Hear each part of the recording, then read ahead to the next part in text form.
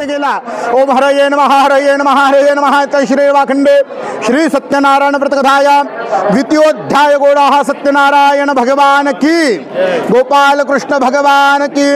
नंतर मग सूत पुढे सांगताय, नंतर मग हे व्रत कोणी केले तर उल्कामुख नावाचा एक सत्यवान भक्तिवान राजा होऊन गेला। एक दिवस तो राजा मृगया म्हणजे एक दिवस तो राजा नदी किनाऱ्यावरती सत्यनारायण भगवंतांचे पूजन करीत असताना तेथे एक साधू नावाचा वाणी आला। त्याने हे व्रत चाललेले पाहिले, त्याने या व्रताची माहिती विचारली। त्या साधू वाण्याला सुद्धा संतती नसल्यामुळे त्याला फार दुःख होतं। त्याने हे व्रत करण्याचा निश्चय केला। घरी गेला। घरी गेल्यावर ते आपल्या लीलावती नावाच्या पत्नी जय देव जय मंगल मूर्ती हो श्री मंगल मूर्ती, दर्शन मात्र मान स्मरणे मात्र मान कामना पुरती, जय देव पुरे चरणी घागरिया, जय देव जय मंगल मूर्ती हो श्री मंगल मूर्ती, दर्शन मात्र मान घालीन तुला टिळा केशरीला विला भाळी, टिळा केशरीला विला भाळी, अरे माझ्या गोपाळ कृष्णा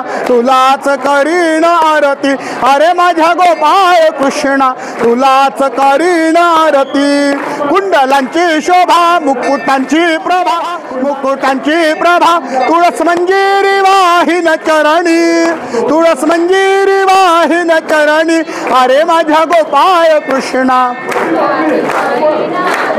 अरे माझ्या गोपाळ कृष्णा तुलाच करीन आरती, शांती तव कत स्नेह घालीन घृत, शांती तव कत स्नेह घालीन घृत, पंच प्राणांच्या लावून ज्योती।